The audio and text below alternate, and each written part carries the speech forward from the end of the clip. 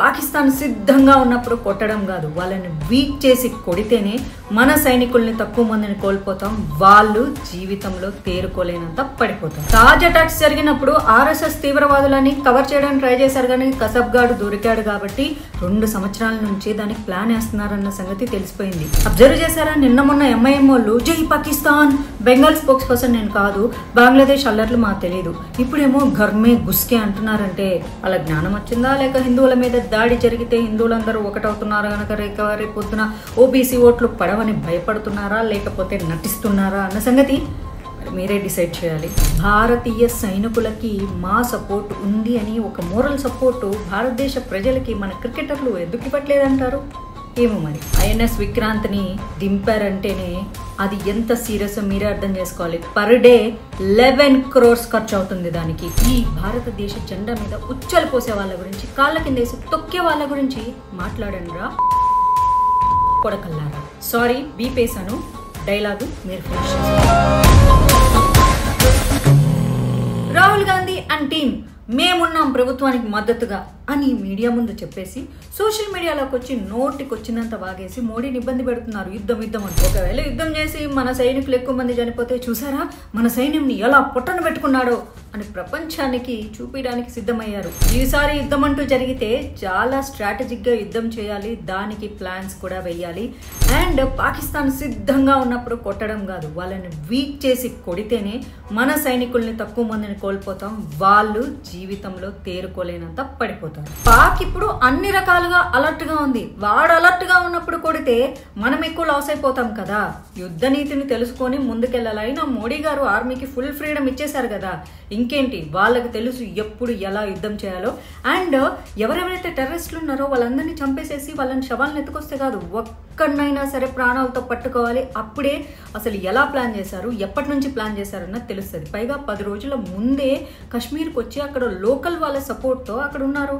ఈ ఇన్సిడెంట్ జరిగిన తర్వాత 1000 మంది కాశ్మీర్ నుంచి మాయమైపోయారు. ఎలా? వాళ్ళని కూడా పట్టుకునే ప్రయత్నంలో ఉంది కదా ప్రభుత్వం. తాజ్ అటాక్స్ జరిగినప్పుడు ఆర్ఎస్ఎస్ తీవ్రవాదులని కవర్ చేయడానికి ట్రై చేశారు, కానీ కసబ్గాడు దొరికాడు కాబట్టి 2 సంవత్సరాల నుంచి దానికి ప్లాన్ వేస్తున్నారన్న సంగతి తెలిసిపోయింది. పాకిస్తాన్ ఎంత గబ్బు దేశమో మనకు చాలా బాగా తెలుసు.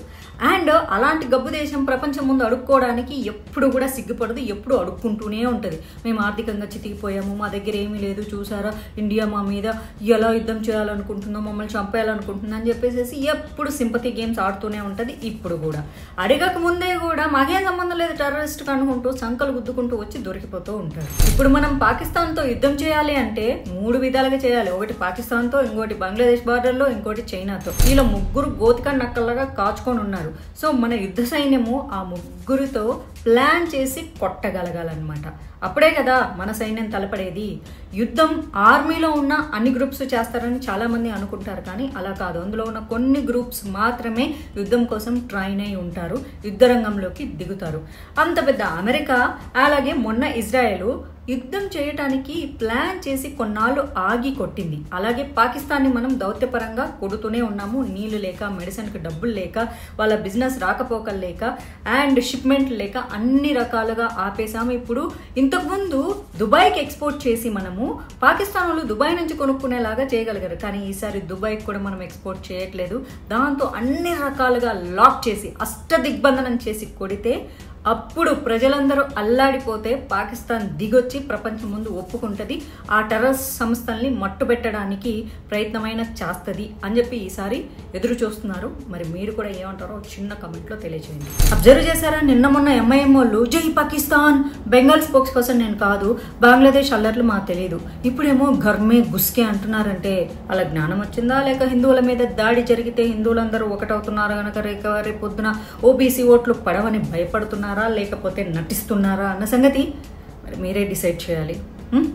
కామెంట్ చేయండి. పాకిస్తాన్ క్రికెటర్లేమో వాళ్ళ ఆర్మీని మద్దతు పలుకుతూ ట్వీట్స్ అన్ని చేశారు. మరి ఇండియాలో ఉన్న క్రికెటర్లు ఇండియన్ ఆర్మీకి మేమున్నాము అన్న మాట రాలేదు. మోడీని సపోర్ట్ చేయమనో ప్రభుత్వాన్ని సపోర్ట్ చేయమనో మనమేం అడగట్లేదు. భారతీయ సైనికులకి మా సపోర్ట్ ఉంది అని ఒక మోరల్ సపోర్టు భారతదేశ ప్రజలకి మన క్రికెటర్లు ఎందుకు ఇవ్వట్లేదంటారు? ఏమో మరి మీరే చెప్పాలి. నిన్న మొన్న పాలస్తీన్కి జై కొట్టిన గొంతులు ఈరోజు సడన్గా దేశభక్తి ఎట్లొచ్చింది?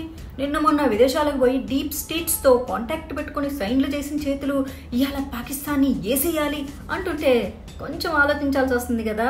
యుద్ధం బయట కాదు, అంతర్యుద్ధం చెయ్యాలి. మోడీ తప్పటడుగు వేస్తే ఆర్థికంగా మనం నష్టపోయి యుద్ధంలో మన భారతీయ సైనికులను కోల్పోయి అట్ ద సేమ్ టైం ఆర్థికంగా దివాలా తీసి ఆ పన్నుల భారం ప్రజల మీద మోపితే అది సాకుగా చూపించి మోడీని రెక్కించాలని ప్లాన్ చేస్తున్నట్లు మీకేం అనిపించట్లేదా? ఏమో మరి మీరే థింక్ చేయాలి. ఇకపోతే ఎప్పుడు భారతదేశం మీద విషం కక్కే చాలా మంది ఏమంటున్నారంటే ఓన్లీ ఇండియన్ ఆర్మీ డ్రిల్స్ చేస్తుంది టైంపాస్కి, పాకిస్తాన్ని భయపెట్టడానికి యుద్ధం చేయదని. INS విక్రాంత్ని దింపారంటేనే అది ఎంత సీరియస్ మీరే అర్థం చేసుకోవాలి. పర్ డే 11 crores ఖర్చు అవుతుంది దానికి. అంత డబ్బులు పెట్టి సరదాగా టైంపాస్కి డ్రిల్స్ చేస్తారా ఏంటి? యుద్ధానికి వెళ్లే ముందు ప్రతి ఒక్క ఆయుధం పనిచేస్తుందా లేదా అని టెస్ట్ చేసుకోవడం అవసరం. అక్కడికి వెళ్ళాక తీరా పనిచేయలేదనుకో అప్పుడు పాకిస్తాన్ గాడి పటాస్ బుడ్డుల్లాగా అయిపోకూడదు కదా. మంది కూడా రోజుకి కొన్ని కోట్ల రూపాయలు ఖర్చు అవుతుంది. అలాగే బార్డర్స్లో మన సైన్యం యుద్ధం కూడా చేస్తుంది. అటు సైడ్ పాకిస్తాన్ సైనికులు కూడా చనిపోతూ ఉన్నారు. ఈ సంగతి ప్రతి ఒక్కటి భారతీయ ప్రజలకు చెప్పాల్సిన అవసరం ఉండదు. ఎందుకంటే ఆర్మీ సీక్రెట్లు అనేవి కొన్ని మెయింటైన్ చేయాలి. మీడియాను అక్కడికి పంపించేసి అటన్నిటిని ఫోకస్ చేశారనుకోండి పాకిస్తాన్ వాడు అలర్ట్ అయిపోతాడు. అసలే వాడు ప్రపంచ దేశాల ముందు మేము దిక్కు లేకుండా ఉన్నాము, మేము ఆర్థికంగా పడిపోయి ఉన్నామని చెప్పేసి ఇప్పుడు పోయి మళ్ళీ డబ్బులు అడుక్కుంటున్నారు. ఆ డబ్బుల్ని ఆపడానికి ఇండియా ప్రయత్నం చేస్తుంది వాడు అప్పు తెచ్చుకోవడానికి. అది ఎంతవరకు ఫలిస్తుందో లేదో తెలియదు, కానీ ఫలిస్తే గనక ఆ దేశం అడుక్కుతుంటుంది.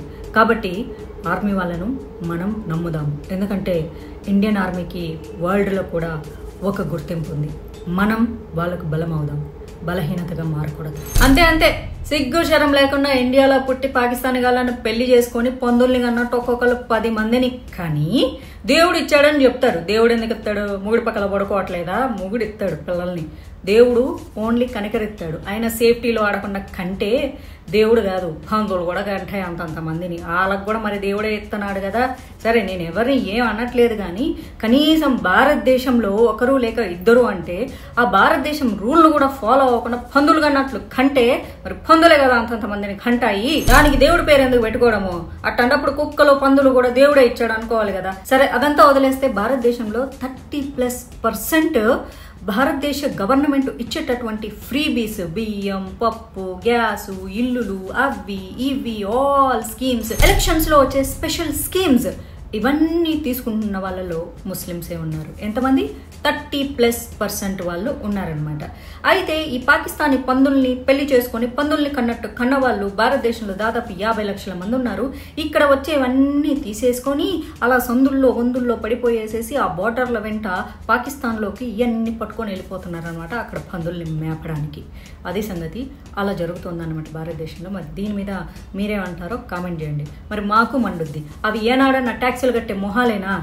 ఏ రోజన్నా భారతదేశానికి సరిగ్గా కరెంటు బిల్ అన్న కట్టిన మొహాలేనా? మనం కట్టిన ట్యాక్స్ డబ్బులన్నిటిని 30+% వాళ్ళు మింగుతుంటే కడుపు మంట మనకు కాక ఇంకెవరికి వస్తుంది?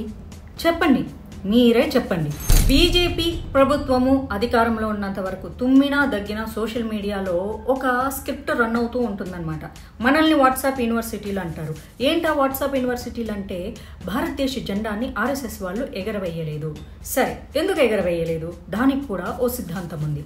ఎందుకంటే భారతదేశము పాకిస్తాను సపరేట్గా విడిపోయినప్పుడు ముస్లింల కోసం మాత్రమే పాకిస్తాను వాళ్ళు పచ్చ జెండా ఎగరేసుకున్నారు. ఇది హిందుస్థాన్ కాబట్టి ఇక్కడ ఒక ఆరెంజ్ జెండాని మన దేశ జెండాగా ఉండాలని చెప్పేసి వాళ్ళు అడిగారు. కానీ అది కాకుండా కాంగ్రెస్ జెండానే భారతదేశ జెండాగా కన్సిడర్ చేసి కేవలం సింబల్ మాత్రమే మార్చారు. Of course we respect Ashoka Chakra, కానీ ఇప్పుడు కాంగ్రెస్ జెండాకి భారతదేశ జెండాకి 2 కలర్స్ ఒకటే కదా. ఏం విలువ ఇస్తున్నట్లు? సరే, దాన్ని పింగళి వెంకయ్య గారు డిజైన్ చేశారు, ఆ రెస్పెక్ట్ ఉంది. కానీ మన భారతదేశంలో ఇటు కేరళలో అటు కాశ్మీర్లో రోజు ఇప్పుడున్న భారతదేశ జెండాని కూడా ఉచ్చబోసి కాళ్ళతో తొక్కి రకరకాలుగా అవమానం చేస్తూ ఉంటే ఏంటి? మనం గుండెల మీద మోసే జెండాని రకరకాల మంది రకరకాలుగా నా భారతదేశంలోనే తొక్కుతుంటే వాళ్ళ గురించి ఒక్క ముండాకోరు కొడుకులు మాట్లాడరు. RSS వాళ్ళు జెండా ఎగరేయలేదు. ఎస్, వాళ్ళకి నచ్చలేదు, వాళ్ళు ఎగరేయలేదు, కానీ అవమానించలేదు. ఈ గౌరవాన్ని వాళ్ళు నిలబెట్టుకున్నారు. మీరేం చేస్తున్నారు? ఏ ఒక్క రోజన్నా ఇంత స్క్రిప్ట్లు ఇంత రాద్ధాంతాలు చేస్తున్నా ఏ ఒక్క రోజన్నా భారతీయ జెండా మీద ఉచ్చలబోసినోడి గురించి మాట్లాడారా? కాళ్ళతో తొక్కినోడి గురించి మాట్లాడారా? కశ్మీర్ మనదే, కానీ అదే కశ్మీర్లో ప్రతిరోజు ఆర్మీ వాళ్ళని పిలిచి వాళ్ళ కళ్ళ ముందు వాళ్ళ గుండెల మీద మోస్తున్న జెండాని తొక్కి ఉచ్చలు పోసేవాళ్ళు. అక్కడ కశ్మీర్ స్కూళ్ళల్లో కూడా భారతదేశ జెండా మీద ఉచ్చలు పోయించేవాళ్ళు. ఇవన్నీ ఎక్కడెక్కడైతే వీళ్ళ కమ్యూనిటీ ఎక్కువగా ఉంటుందో భారతదేశంలో చాలా స్టేట్స్లో ఇది జరిగింది. ఇప్పుడు కూడా పాకిస్తాన్ జెండా పెడితే దాన్ని తొక్కట్లేదు. దానికి చెప్పేటటువంటి వాళ్ళ రీజన్ ఏంటో తెలుసా? ఇస్లామిక్ గుర్తు కూడా అదే కాబట్టి కాదు. పాకిస్తాన్ జెండా డార్క్ కలర్లో ఉంటుంది, ఇస్లామిక్ గుర్తు వచ్చేసేసి లైట్ కలర్లో ఉంటుంది. అది ముస్లింలందరికీ తెలుసు. మీ యొక్క గుర్తుని మేము గౌరవిస్తాం, కానీ పాకిస్తాన్ జెండాని మేము అగౌరవిస్తాం. ఎస్, దాన్ని మీరు ఎప్పుడైతే అగౌరవిస్తారో అప్పుడే మీరు భారతీయులుగా నిలబడినట్లు, మీకు మాట్లాడే అర్హత ఉన్నట్లు. ఈ రకంగా అవమానం చేసే వాళ్ళ గురించి మాట్లాడరు. కానీ ఆర్ఎస్ఎస్ వాళ్ళు జెండా ఎగరేయలేదు అంటారు. వాళ్ళు జెండా ఎగిరెయ్యకపోవడానికి అసలు కారణం ఇది. కానీ వాళ్ళు అవమానించలేదు, మౌనంగా ఉన్నారు. ఎందుకంటే వాళ్ళు అడిగింది చెయ్యలేదు కాబట్టి. మౌనంగా ఉండటం కూడా గౌరవించడమే, అంతే తప్ప ఎగరేయకపోతే అవమానించడం కాదు. కాళ్ళ కిందేసి తొక్కేవాళ్ళు, టాయిలెట్ సీట్ల మీద పెట్టుకునేవాళ్ళు, పాదాల కింద డోర్ మ్యాట్ల దగ్గర పెట్టుకునేవాళ్ళు, వాళ్ళు ద్రోహులు. వాళ్ళ గురించి మీ లెఫ్ట్ మీడియా ఏదైతే చేస్తుందో, ఇండియా అలయన్స్, దాని సోషల్ మీడియా ప్రచారం పదే పదే జెండా ఎగరేయలేదు ఆర్ఎస్ఎస్ వాళ్ళు అంటారో, ఈ భారతదేశ జెండా మీద ఉచ్చలు పోసే వాళ్ళ గురించి, కాళ్ళ కిందేసి తొక్కే వాళ్ళ గురించి మాట్లాడండి రా కొడకల్లారా. సారీ, బీపేశాను. డైలాగు మీరు ఫినిష్ చేసుకోండి. భారతదేశంలో అందరికీ యుద్ధం కావాలి, ఈవెన్ నాకు కూడా కావాలి రిటాలియేషన్ కింద. కానీ దాని తర్వాత భారతదేశంలో ట్యాక్సులు భరించాల్సింది కూడా మనమే. అండ్ మనం తినే తిండి ఒకటికి 10 రూపాయలు పెరిగిపోతుంది, దాన్ని అనుభవించాల్సింది కూడా మనమే. అలాగని ఆ పాకిస్తానీ టెర్రరిస్టుల్ని భారతదేశం వదిలేస్తుందా? It's highly impossible. అన్ని రకాలుగా చూసి కొట్టే ప్రయత్నమే చేస్తుంది. వాళ్ళకి తిండి కట్ చేస్తుంది, నీళ్లు కట్ చేస్తుంది, మెడిసిన్స్ కట్ చేస్తుంది, రాకపోకలు కట్ చేస్తుంది, బిజినెస్ కట్ చేస్తుంది. అండ్ వాళ్ళను ఉక్కిరి బిక్కిరి చేసి ఆఖరికి వాళ్ళ కరెంటు, తినడానికి తిండి, బట్టలు లేకుండా చేసి కొడుతుంది. వెయిట్ చేయండి, నమ్మండి. నా దేశం ఆర్మీ మీద నాకు నమ్మకం ఉంది. మరి